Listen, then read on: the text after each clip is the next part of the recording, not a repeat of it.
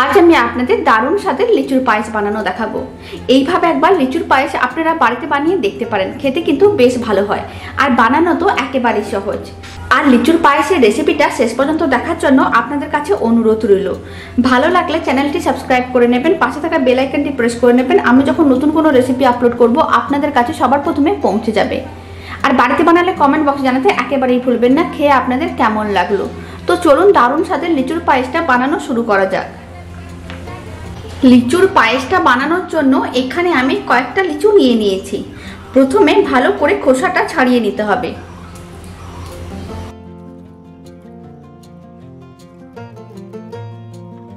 আর লিচুগুলোকে আগে থেকে পরিষ্কার জল দিয়ে ভালো করে ধুয়ে রেখেছিলাম। এখন সমস্ত লিচুর খোসাগুলো ছাড়িয়ে নিচ্ছি।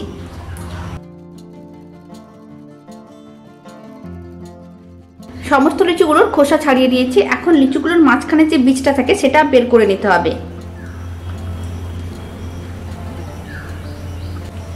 আর লিচুটাকে এইভাবে সরু সরু করে কেটে রেখে দিচ্ছি। একইভাবে সমস্ত লিচুগুলোর থেকে বীজটা বের করে নিচ্ছি আর এইভাবে সরু সরু করে কেটে নিতে হবে।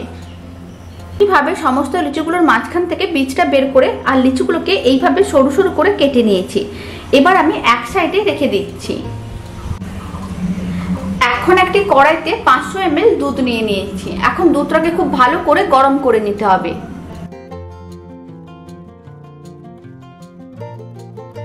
দুধটা খুব ভালো করে গরম করে নিয়েছি। এখন দুধের মধ্যে দিয়ে দিচ্ছি 2 চামচ গোবিন্দভোগ চালের গুঁড়ো। এখানে আপনারা গোবিন্দভোগ চাল বা বাসমতি চালের গুঁড়োও দিতে পারেন। এখন খুব ভালো করে মিশিয়ে নিতে হবে চালের গুঁড়োটা। আর এইভাবে কন্টিনিউ নাড়াচাড়া করে দুধটাকে ঘন করে নিতে হবে। আর এই সময় দিয়ে দিচ্ছি সামান্য পরিমাণ এলাচ গুঁড়ো। এলাচ গুঁড়োটাকেও খুব ভালো করে মিশিয়ে নিতে হবে।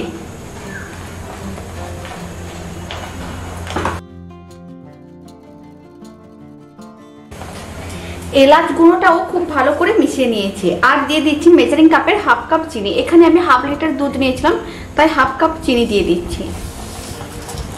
চিনিটাকেও খুব ভালো করে একসঙ্গে মিশিয়ে নিতে হবে। এখন চিনিগুলো মেল্ট হওয়ার জন্য অপেক্ষা করব। চিনিগুলো মেল্ট হয়ে গেছে। এখন এর মধ্যে দিয়ে দিচ্ছি 4 চামচ গুঁড়ো দুধ। এতে পায়েসটা খেতে আরো বেশি ভালো লাগবে।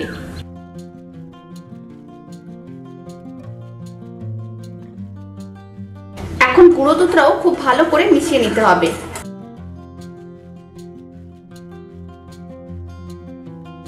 গুঁড়ো দুধটাও খুব ভালো করে মিশিয়ে নিয়েছি। এখন কন্টিনিউ নাড়াচাড়া করে মিশ্রণটা ঘন করে নিচ্ছি। আর ফ্লেমটা কিন্তু এই সময় একেবারে লোতে রাখতে হবে, এতে চালের গুঁড়োগুলো একেবারে সেদ্ধ হয়ে যাবে। পায়েসটা কিন্তু খেতে বেশ ভালো লাগে। এইভাবে একবার বানিয়ে দেখতে পারেন। লো ফ্লেমে পায়েসটা আমি 5 মিনিটের মতন রান্না করে নিয়েছিলাম। আপনারা দেখুন বেশ ঘন হয়ে গেছে। এর থেকে বেশি আর ঘন করব না, কারণ পায়েসটা ঠান্ডা হওয়ার পরে আরো ঘন হয়ে যাবে। এখন ফ্লেমটা অফ করে দিতে হবে। এবার এর মধ্যে দিয়ে দিচ্ছি সরু সরু করে কেটে রাখা লিচু। আর লিচু কিন্তু যদি ফোটানো হয় তাহলে কিন্তু স্বাদটা নষ্ট হয়ে যাবে। এইভাবে ফ্লেমটা অফ করে লিচুগুলো দিতে হবে। আর এখানে আমি 5টা আলমন্ড বাদামকে ছোট ছোট টুকরো করে ঘিয়ে ভেজে রেখেছিলাম, সেটাও দিয়ে দিচ্ছি। এবার একসঙ্গে ভালো করে মিশিয়ে নিতে হবে।